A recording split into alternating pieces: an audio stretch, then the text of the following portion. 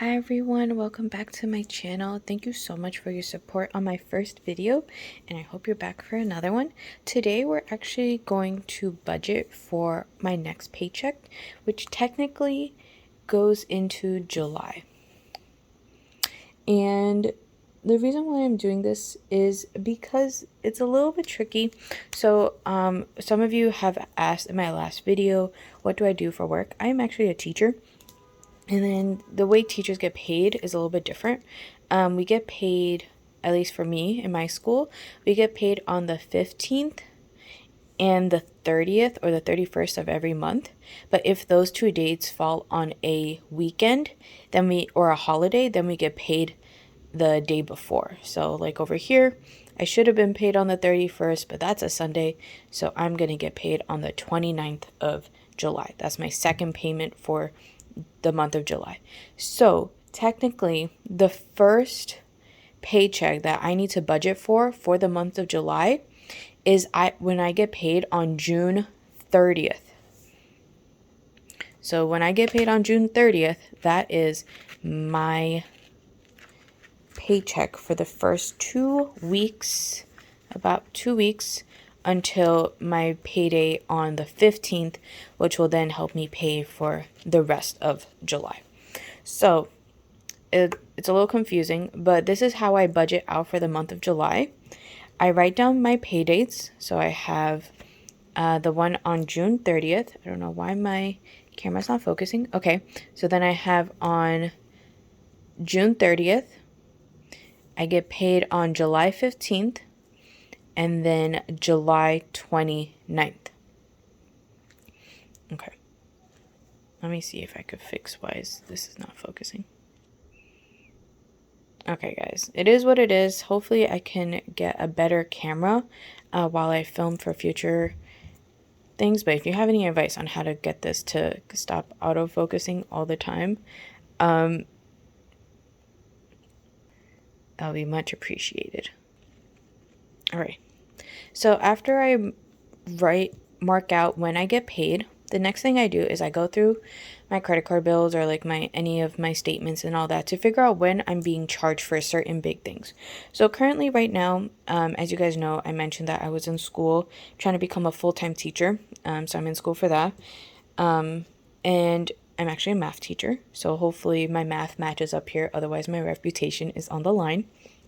So I map out certain things. So like on the first of the month, I have donations. I use an app called Acorns, which actually helps me do like small time investments at the moment and then for my 401k. And then I have my 10K challenge and then Elevest, which is another website I use for as an auto trader. I can get more into that in a future video, but I let that go too. So thinking back to this month of June, which we're in right now, I'm feeling like I'm running out of money.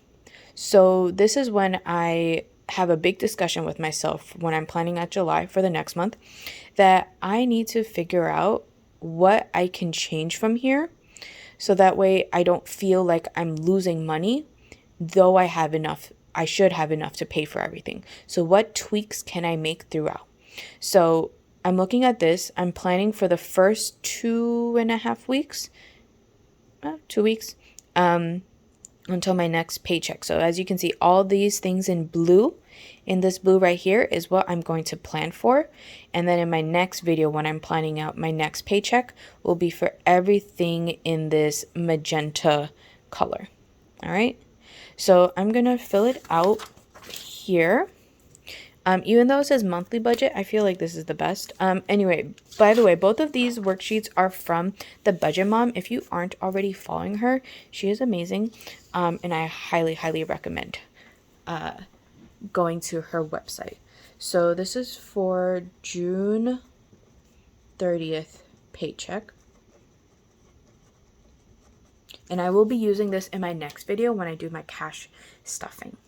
So I think I'm supposed to get paid a bit more for my last paycheck for June, but I'm not too sure. So I'm just going to stick to what I have been charged before.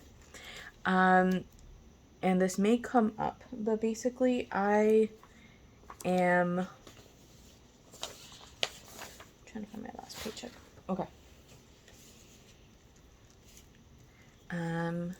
I was trying to say is I'm going to explain things as I go, but these are my fixed expenses. Like these just go straight out of my account, my bank account. So donation gets 40. Internet is 55 this month. Netflix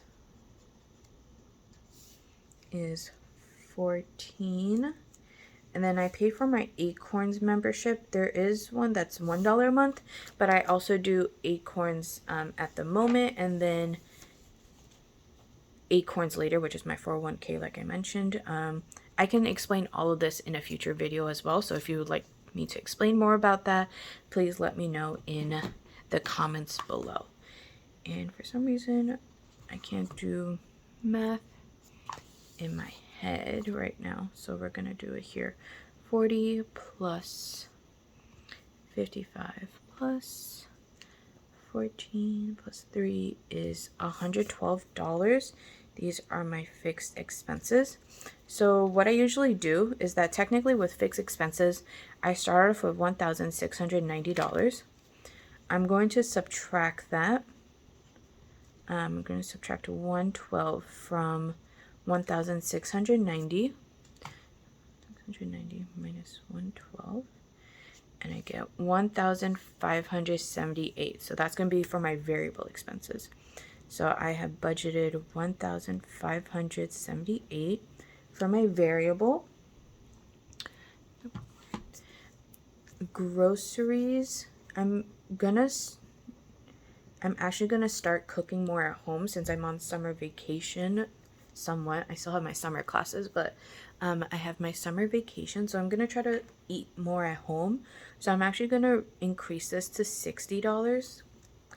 Eating out, though I would love to eat out, I'm gonna drop this down to 40.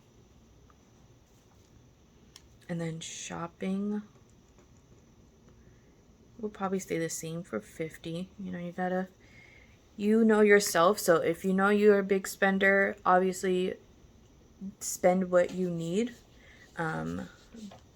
But this is what works for me. Then I also have nails.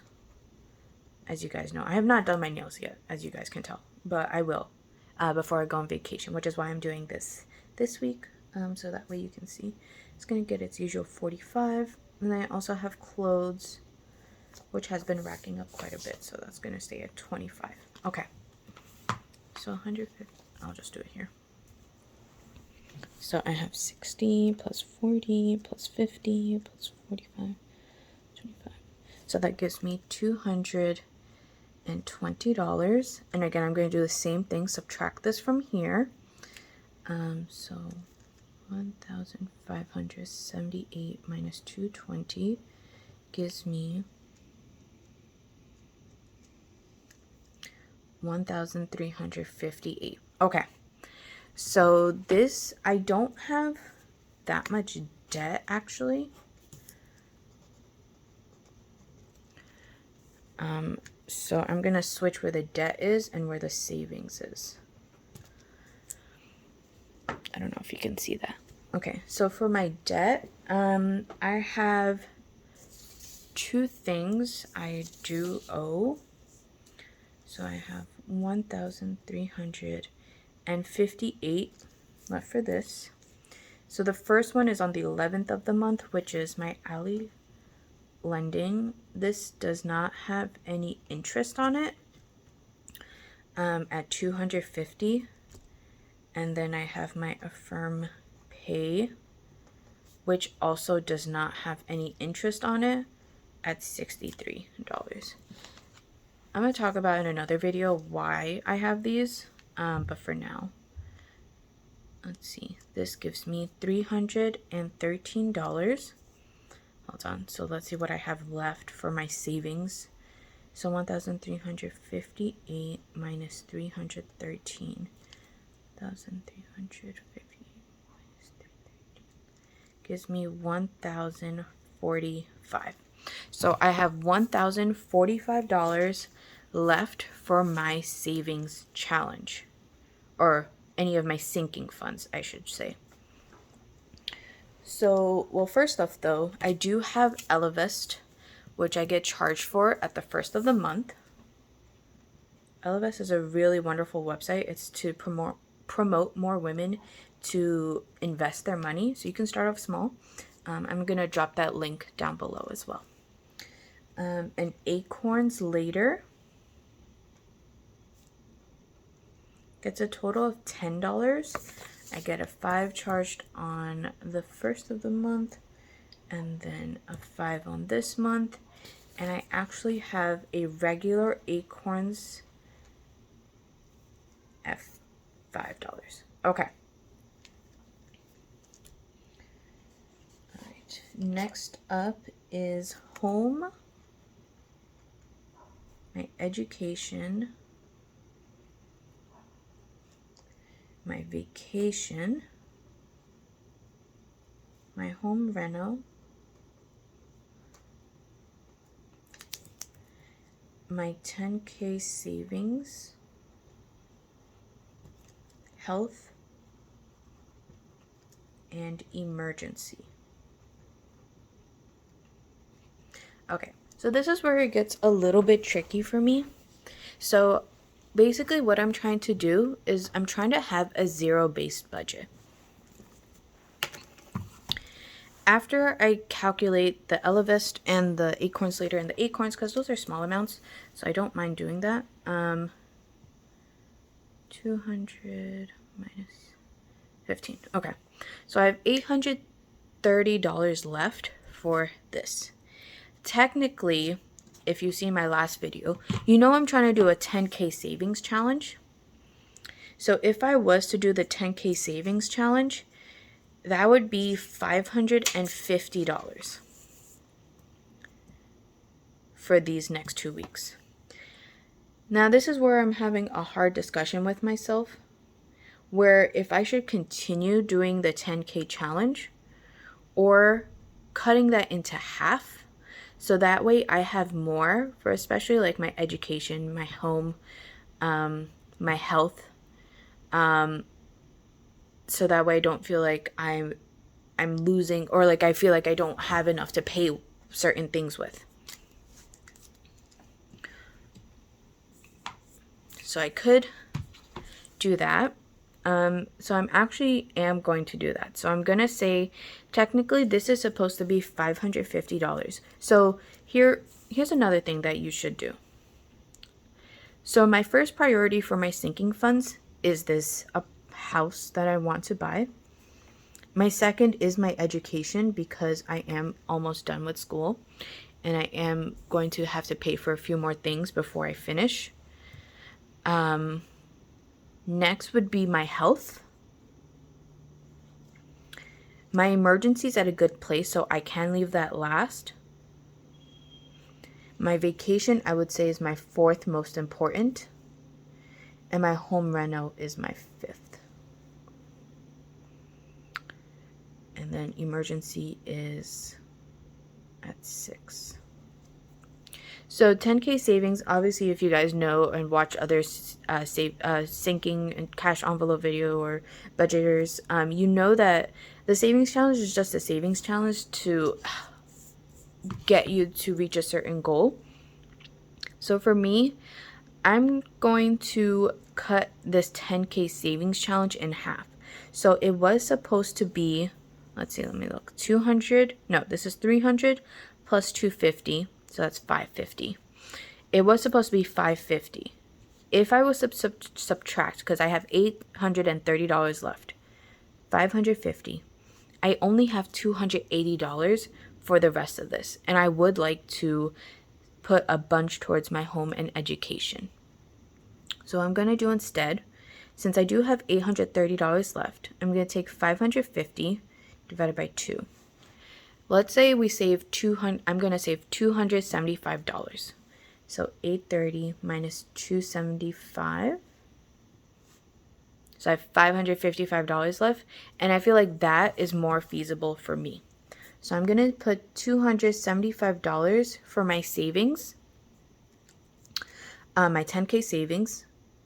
I usually put 150 for my home. So I'm going to put 150 here, minus 150.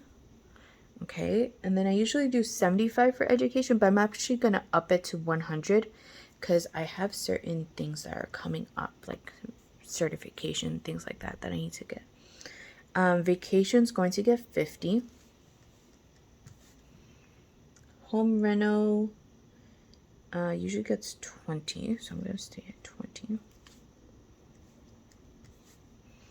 That's 235. Health, I'm actually going to put 50 towards that. And emergency, I'm going to wait. Hold on. Let's see. I totally forgot to add in my skincare as one of my sinking funds. So I'm going to write that down here. So skincare always gets 60. So good thing I caught that. So I actually have $125 left. So what I'm going to do for this month is I'm going to put 25 of that towards emergency. And then I'm going to put 100 towards my home. So that'll be 250 for home. Okay. So let's just make sure that I do have that zero-based budget. So let me start from the top. My total income is $1,690. Hopefully, it might be a little bit more. So we're going to take the smaller amount. Let me just add up everything here. So 40.